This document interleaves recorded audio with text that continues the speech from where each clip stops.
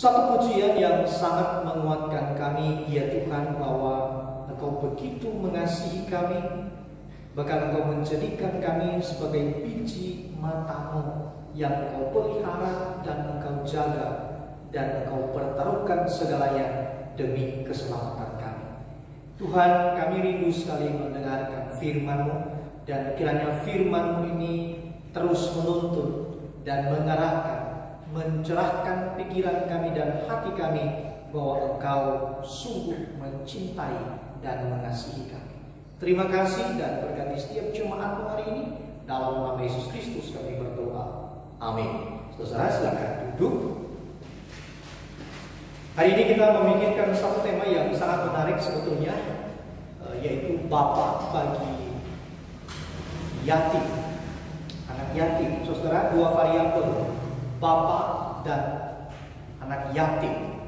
Saya pikir ini menjadi bagian yang sangat penting untuk kemudian kita pikirkan. Saudara, saya mengajak kita untuk membuka di dalam Mazmur pasal yang 103. Mazmur 103 ayat yang pertama sampai ayat yang ke-14. Saya akan bacakan kepada kita dan mari perhatikan bersama. Mazmur 103 ayat yang pertama sampai ayat yang ke-14. Dari Daud, pujilah Tuhan hai jiwaku, pujilah namanya yang kudus hai segenap batinku. Pujilah Tuhan hai jiwaku dan janganlah lupakan segala kebaikannya. Dia yang mengampuni segala kesalahanmu, yang menyembuhkan segala penyakitmu. Dia yang menebus hidupmu dari lubang kubur, yang memahkotai engkau dengan kasih setia dan rahmat. Dia yang memuaskan hasratmu dengan kebaikan, sehingga masa mudamu menjadi baru seperti pada burung raja wali.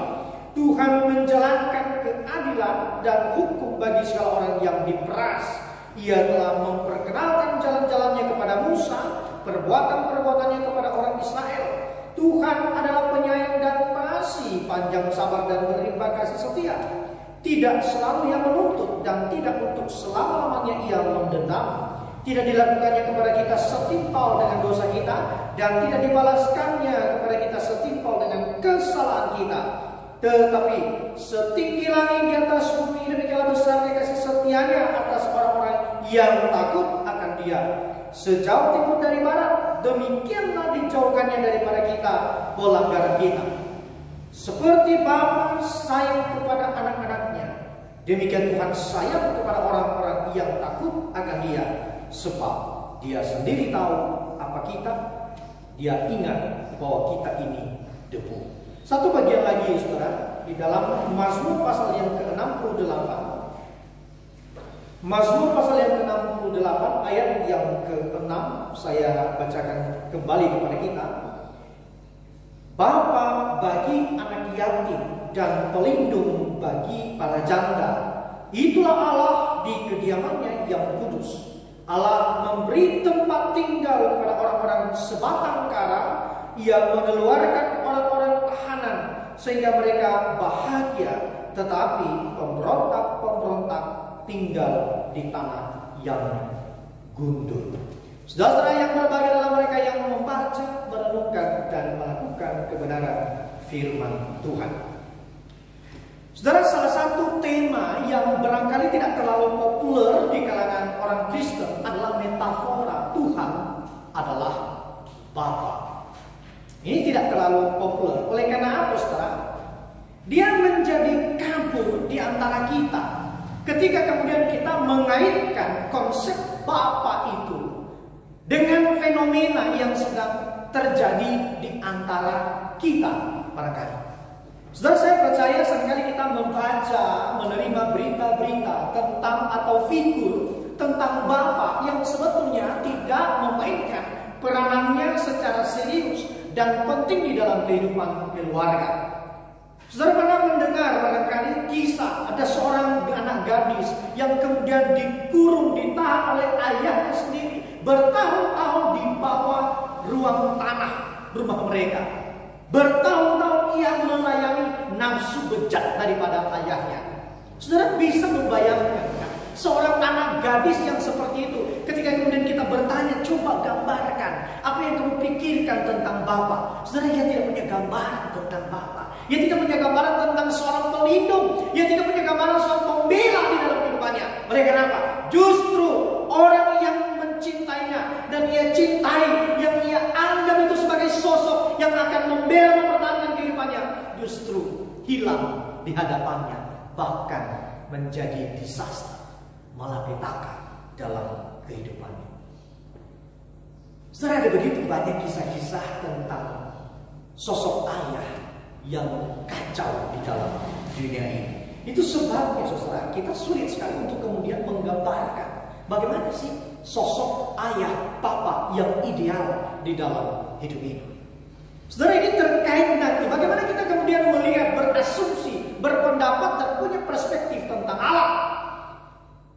Oleh karena apa? Allah sebetulnya menggunakan orang-orang di dalam dunia ini, khususnya ayah dan ibu, memainkan peranannya sebagai wakil Allah di dalam kehidupan seorang anak, saudara. Untuk apa? Untuk anak itu mengenal, mengidentifikasikan siapa Allah itu di dalam hidupnya. Tetapi nyatanya gagal. Itu sebabnya tema ini memang tidak terlalu populer. Yang kedua, saudara, ternyata ada beberapa orang kemudian berpikir bahwa konsep tentang Bapa di dalam Alkitab tidak begitu juga menarik. Oleh karena apa? Dia tidak terlalu banyak dibandingkan dengan tema-tema yang lain, metafora-metafora tentang Allah yang lainnya. Misalnya seperti gembala. Saudara, saya pikir kita hafal betul tentang Mazmur pasal 23 ketika bicara tentang gembala. Kita hafal betul, kita tahu bagaimana Tuhan itu menjadi gembala dalam kehidupan kita, yang akan menuntun kita ke air yang tenang, yang akan membimbing kita ke tempat-tempat yang lebih baik dan tampak lebih hijau. Berbeda dengan figur Bapa. Tetapi sebetulnya saudara, figur Bapa, figur atau metafora Tuhan sebagai Bapa, ini sangat kental dan rinci di dalam Alkitab.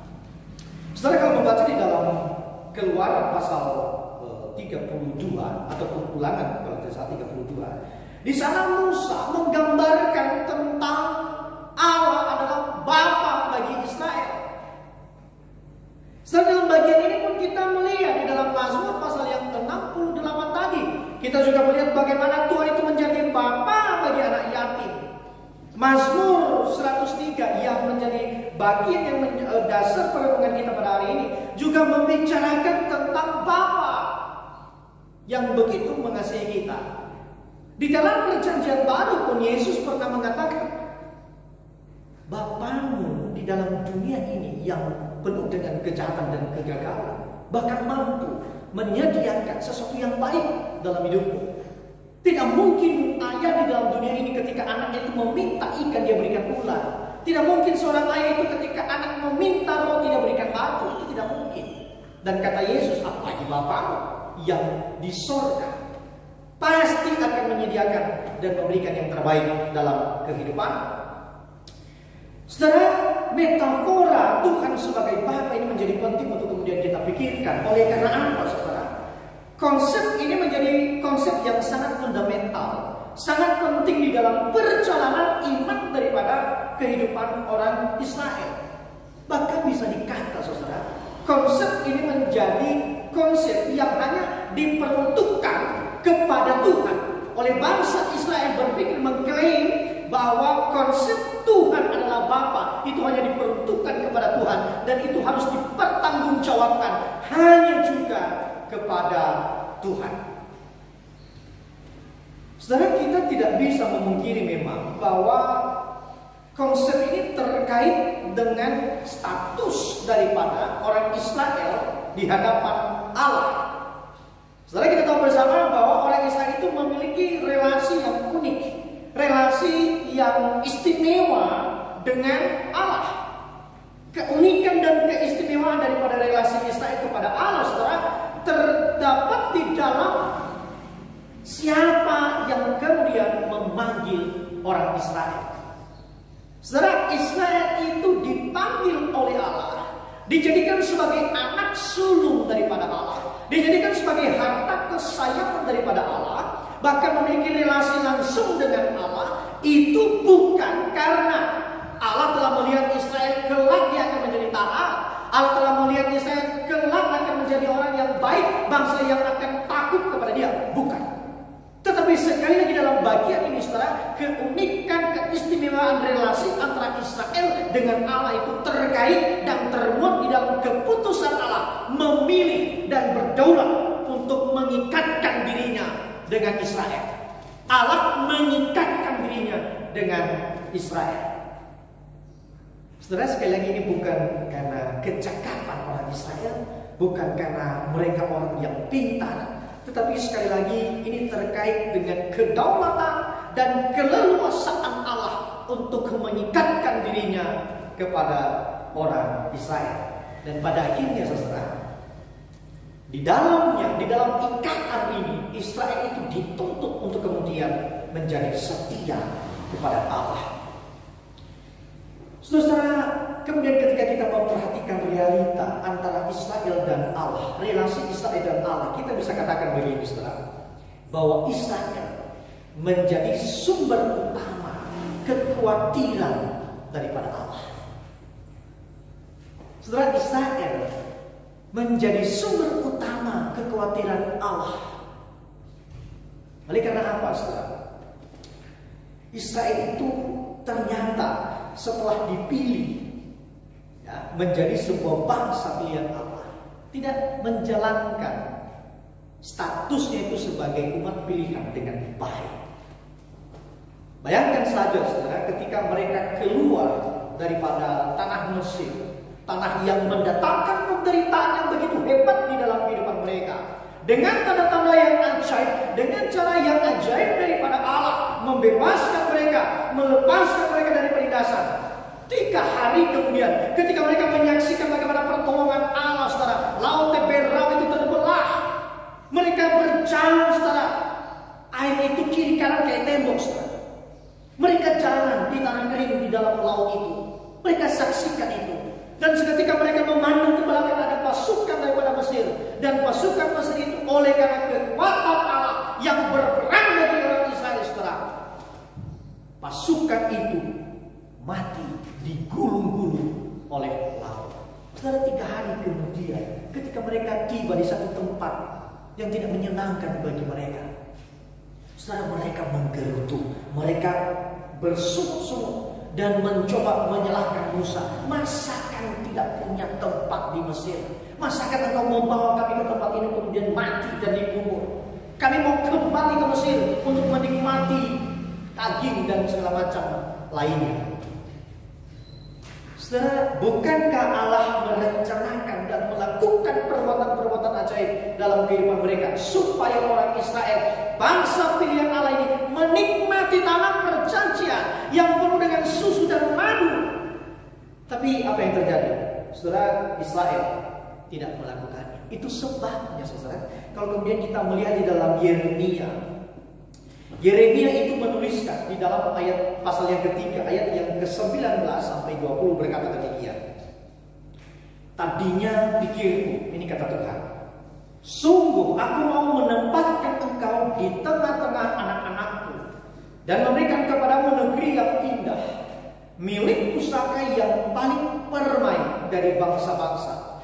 Pikirku engkau akan memanggil aku, kata Tuhan, Bapakku, dan tidak akan berbalik dari mengikuti aku. Tetapi sesungguhnya seperti seorang istri tidak setia terhadap temannya, demikianlah kamu tidak setia terhadap aku, hai kaum Israel. Demikianlah firman Tuhan. Saudara, perhatikan akhir dari ayat yang ke-19.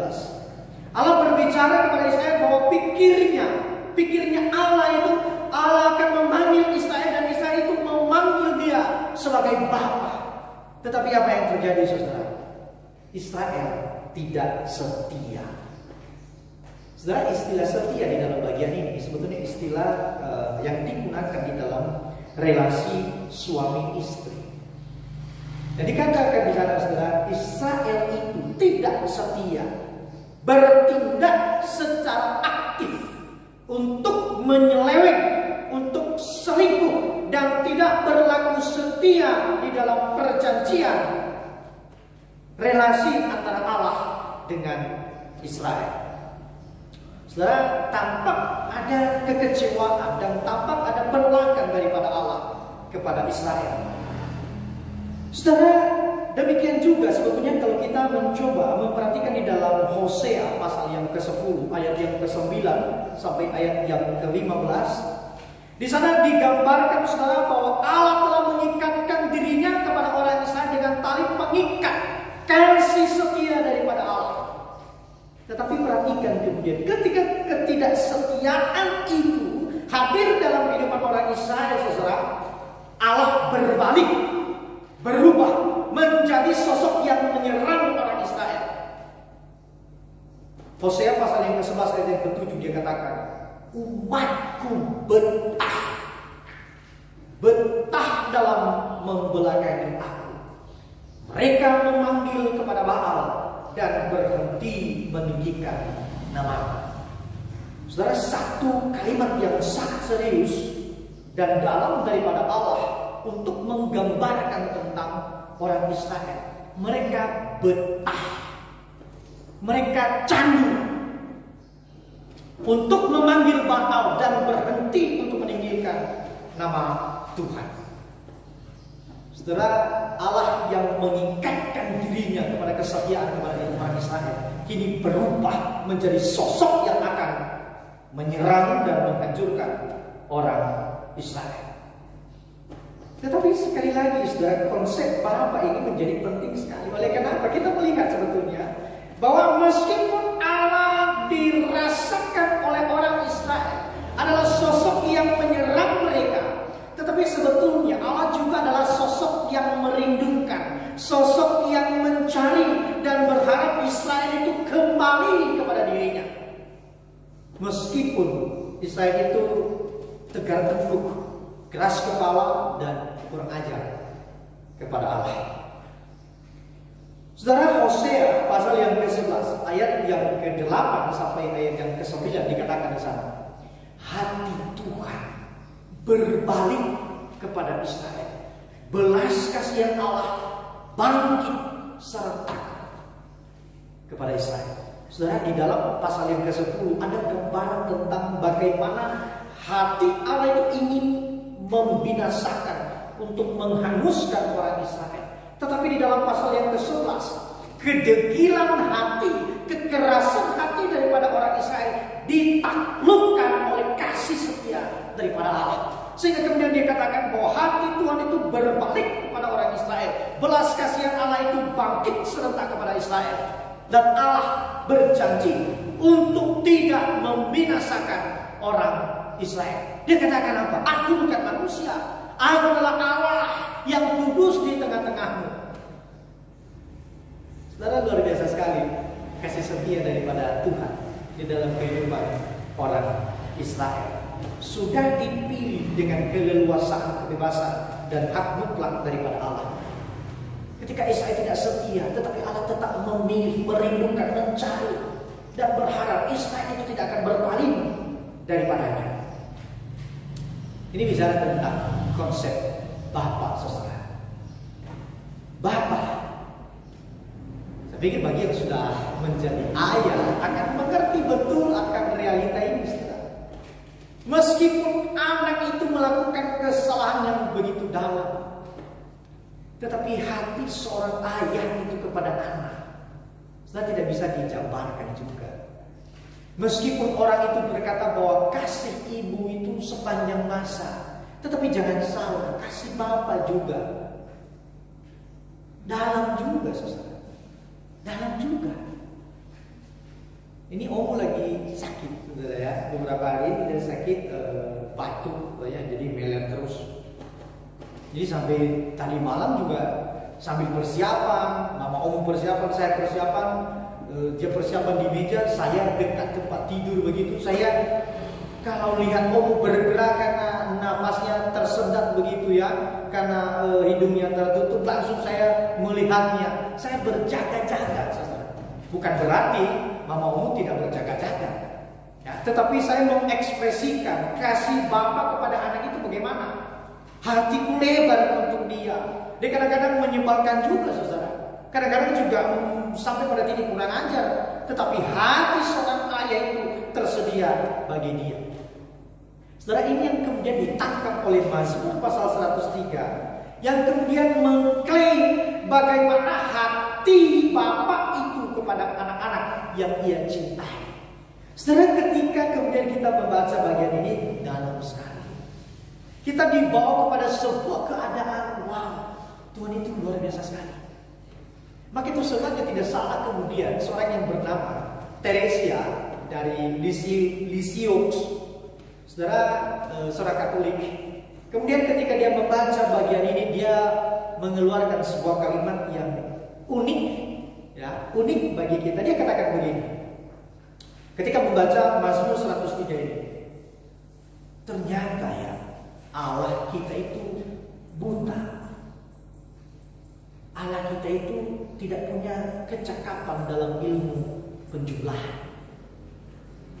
Dia terlalu lemah untuk menjumlahkan hal-hal yang terlalu kecil ternyata. Terlalu lemah. Sentuh hatinya, dia akan menjadi lemah. Saudara, saya membaca kalimat itu, awalnya saya kaget. Maksudnya apa? Ini menghancurkan seluruh doktrin kekristenan, bukan? Masa Allah buta? Saudara, ternyata komentar daripada Teresia ini adalah komentar yang ekspresi hati hidupnya itu tenggelam di dalam kedalaman kasih daripada Allah. Hatinya tenggelam di dalam lebarnya, panjangnya, tingginya, dalamnya, luasnya kasih Allah di dalam hidupnya. Sehingga ia menyadari dia adalah seorang pendosa. Dosa terkecilnya pun, dosa yang besar pun kalau bisa kita kategorikan, saudara, itu pun tidak diperhitungkan oleh Allah. Di dalam ayat yang telah kita baca tadi, dikatakan di sana, saudara, bahwa tidak selalu ia menuntut dan tidak untuk selama-lamanya ia mendendam. Tidak dilakukannya kepada kita setimpal dengan dosa kita, dan tidak dibalasnya kepada kita setimpal dengan kesalahan kita. Ayat yang ke-11. Tetapi setinggi langit di atas bumi, demikianlah besarnya kasih setianya atas orang-orang yang takut akan Dia. Sejauh timur dari barat, demikian dijauhkannya daripada kita pelanggaran kita. Saudara, luar biasa. Saya tidak tahu apakah saudara pernah membayangkan, mengukur jarak antara timur dan barat itu. Tidak usah pakai apalah ya, dari kejauhan mata kita memandang itu, saudara. Bayangkan, dari timur ke barat, dari langit ke bumi. Saudara, itu lebar, terlalu panjang. Bagaimana Tuhan melupakan dan tidak menuntut kesalahan kita itu setimpal dengan kesalahan kita.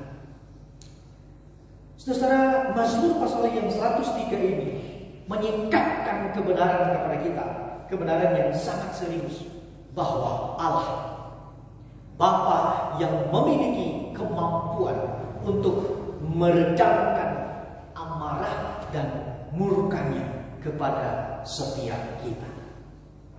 Bahkan tidak saja Ia hanya memiliki kemampuan untuk memadamkan, mendiamkan amarah dan murkanya kepada kita, tetapi Bapa itu, saudara, melangkah lebih jauh lagi. Ia menyediakan pengampunan kepada setiap kita. Saudara, dan hebat sekali lagi bagaimana kemudian pemazmur ini menggambarkan Allah panjang sabar, pengasih, penyayang, berlimpah kasih setia, tidak menuntut, tidak mendendam, tidak membalas. Kasihnya kuat seperti jauhnya langit dan bumi, seperti jauhnya timur dan barat. Saudara, Allah mana yang seperti ini, yang memiliki kasih yang seperti ini? Saudara, ketika kemudian saya membaca dan memperhatikan bagian ini, saya tertarik dengan istilah panjang sabar. Saudara, Allah itu dikatakan sebagai Bapa itu panjang sabar, long suffering. Saudara, seringkali bagian ini kemudian disalahfahami oleh sebagian orang. Mereka karena berpikir bahwa Allah itu kan panjang sabar. Panjang sabarnya itu dari timur ke barat, dari langit ke bumi, jauh sekali, panjang sekali. Ayo kita berbuat seenaknya kita saja. Oleh karena apa? Allah juga panjang sabar. Saudara, panjang sabar di dalam bagian ini harus kita baca dari kacamata kematawan Allah. Allah juga tahu sampai berapa lama panjang sabarnya itu disediakan kepada kita. Para penulis perjanjian baru, khususnya Petrus, dia berkata, anggaplah kesempatan kesabaran Allah itu adalah kesempatan untuk bertobat. Di dalam Galatia pasal yang ke-6 ayat yang ke-7 sampai ke-8, Paulus mengatakan bahwa Allah sama sekali tidak membiarkan dirinya dipermainkan. Orang yang menabur dalam daging akan menuai kebinasaan. Tidak ada main-main di sana. Ketika kemudian dikatakan Allah itu panjang sabar, perhatikan, ada batas kesabarannya. Dan ketika kita bermain-main di dalamnya, Allah punya keleluasaan kemampuan untuk berbalik dan menyerang kita. Saudara, ini luar biasa. Ini ketegangan di dalam hati Bapa. Ada kalanya juga seorang ayah marah, saudara. Ada kalanya juga saya mengamuk kepada Allah. Dan setiap ayah barangkali pernah mengamuk. Saya pernah diamuk oleh bapak saya. Ada dulu ikat pinggang kulit, saudara. Ikat pinggangnya itu pakai resleting begitu. Ketika saya berantem dengan almarhum abang saya, ayah itu diam kadang-kadang. Dan dia mengeluarkan ikat pinggang itu dan mencambuk. Saudara, ada kalanya begitu. Harus kita pahami seperti itu. Tetapi mari saudara, di dalam kerangka yang seperti itu, Bapa, Mazmur 103, ketika kemudian dia katakan bahwa seperti Bapa sayang kepada anaknya. Saudara, istilah Bapa dikaitkan dengan istilah rehem. Apa itu rehem? Saudara, dekat dengan rahim. Ketika dikatakan bahwa seperti Bapa sayang kepada anaknya, itu dikatakan seperti Bapa sama seperti ibu yang mencintai bayi di dalam kandungannya. Saudara, kandungan perempuan itu elastis. Sehingga kemudian anak yang di dalam kandungan itu bertumbuh dengan begitu baik, kan? Dia elastis. Nah, kasih Bapa itu elastis seperti itu. Kasih Allah seperti ibu yang mencintai dan mengasihi anak di dalam kandungannya. Di dalam teks-teks yang lain, saudara, dikatakan mana ada seorang ibu melupakan anak yang dikandungnya. Tetapi walaupun ada seorang ibu yang kemudian melupakan anak yang dikandungnya, tetapi Allah itu tidak pernah melupakan kita sebagai biji matanya. Saudara, bagian ini begitu tampak sekali dengan jelas kepada kita di dalam perumpamaan anak yang gila. Saudara, anak yang gila itu menjadi gambaran yang cocok sekali bagi setiap kita. Bahwa kita pernah hilang di hadapan Allah. Kita pernah memberontak kepada Allah. Permintaan seorang anak kepada ayahnya untuk segera mendapatkan bagian yang dia menjadi bagiannya, saudara, itu sebetulnya di dalam budaya timur itu sesuatu yang menginginkan kematian daripada ayahnya. Seorang sikap anak yang kurang ajar. Tetapi bayangkan saudara, ketika kemudian ia berfoya-foya, ketika ia menghabiskan segala sesuatu yang ia miliki, waktunya, cintanya, kasihnya kepada sesuatu yang bukan ayahnya, kini kembali ia pulang kepada ayahnya. Saudara, ada satu catatan yang menarik sebetulnya dalam bagian itu. Di dalam kisah anak yang gila itu, yang seringkali terabaikan dari seluruh dinamika yang terjadi dalam perumpamaan itu, ayahnya itu berlari mengejarnya. Ayahnya itu sudah menunggu, memperhatikan kapan anaknya pulang. Sampai-sampai dia tahu itu bayangan siapa, saudara. Dan dia berlari, berlutut untuk menjemput anak yang hilang itu. Saudara, tidak ada pertanyaan interogasi di sana. Ayahnya tidak berkata, kenapa sih kamu melakukan hal ini kepadaku? Aku kan ayahmu. Sama sekali tidak ada. Tapi yang ada di sana, dia memeluknya begitu dalam. Dia bahkan memerintah, silakan ganti pakaiannya, Segala sesuatu di dalam dirinya yang kotor ini dilepaskan, dibersihkan. Dia berikan jubah yang indah, dia berikan cincin, saudara. Dan apa yang terjadi di dalamnya? Ada perubahan asumsi. Di dalam kisah itu, saudara, sebetulnya ingin menandaskan kepada kita bahwa anak yang hilang punya asumsi negatif terhadap ayahnya yang adalah pembalas. Itu sebabnya dia meminta kepada ayahnya, jadikan aku upahan, salah seorang upahan, jadikan aku. Saudara, apa yang dilakukan oleh ayahnya jauh dari apa yang dia asumsikan tentang ayahnya. Justru ada berkat yang luar biasa, disambut dengan hebat. Saudara, Allah terlalu baik bagi kita, melebihi apa yang kita pikirkan tentang kebaikan Allah. Allah terlalu baik bagi kita, melebihi apa yang kita pikirkan tentang kebaikan Allah. Saudara, kebaikan Allah ini terekspresi dengan dalam sekali di dalam Efesus pasal yang kedua, ayat yang pertama sampai ayat yang ke-10.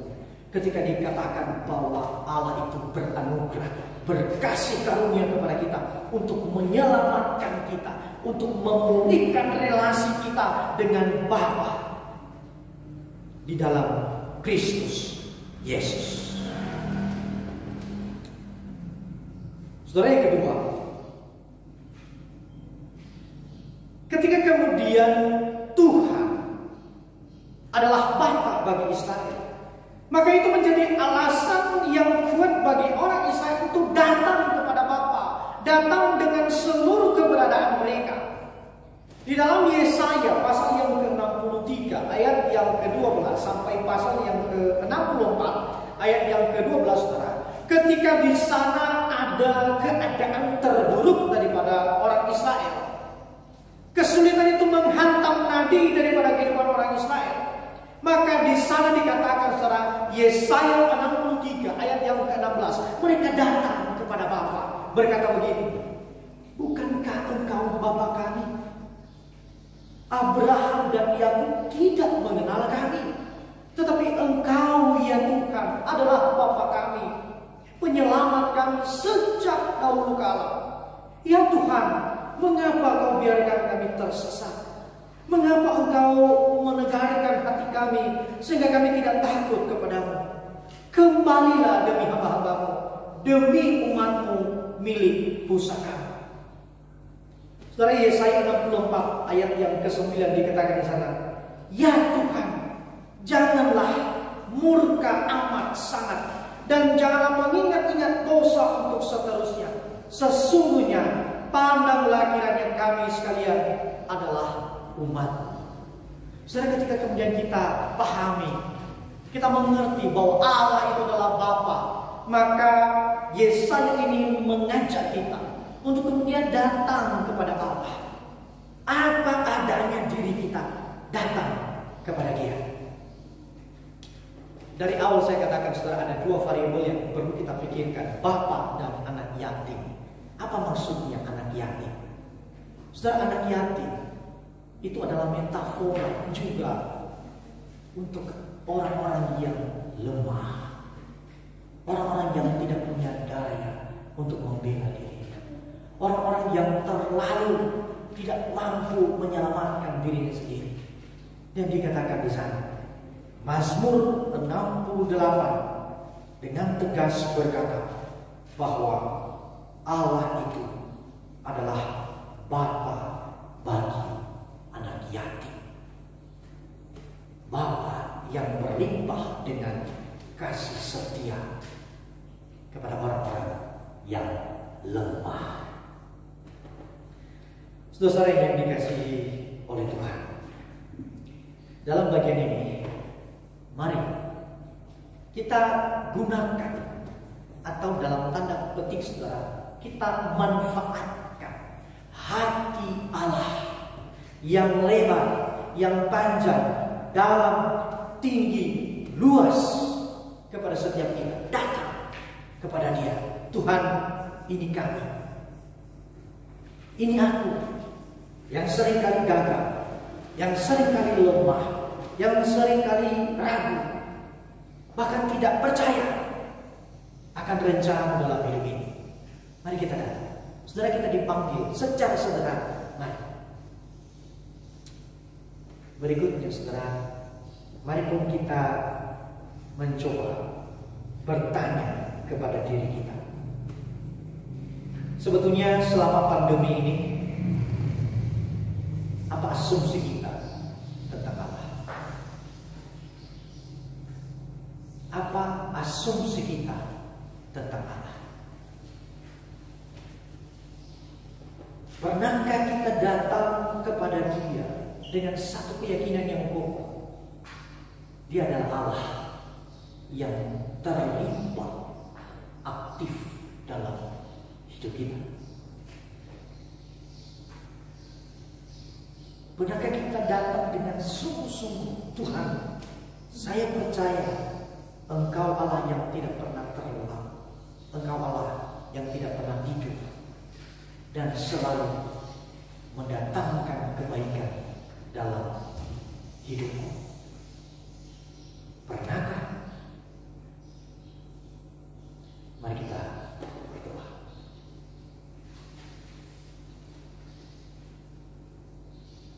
Tuhan, kami bersyukur bahwa kembali Engkau memanggil kami dengan lembut sekali, untuk kemudian memanggil Engkau Bapa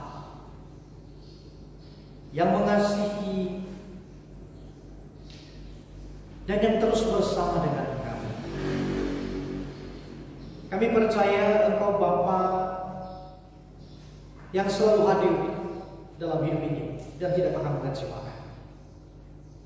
Dan Tuhan, tolong setiap kami untuk datang di hadapan-Mu dan percaya Engkau Bapa kami yang selalu terlibat dan mendatangkan sukacita atas kami. Ampuni kami ya Tuhan, kalau seringkali kami datang justru dengan ragu, bahkan hanya sekedar status kami sebagai orang Kristen, tanpa ada kesungguhan hati takluk dan percaya kemana Tuhan membawa kami. Tuhan, tolong kami untuk memiliki pemahaman perspektif yang baru hari ini, bahwa Engkau punya kasih yang lebar, panjang, dalam, luas, dan tinggi atas kami, sehingga itu menjadi alasan bagi kami untuk datang dengan apa adanya diri kami. Terpuji dan terpujilah Engkau ya Tuhan, dan kami serahkan seluruh hidup kami dalam nama Yesus Kristus Tuhan.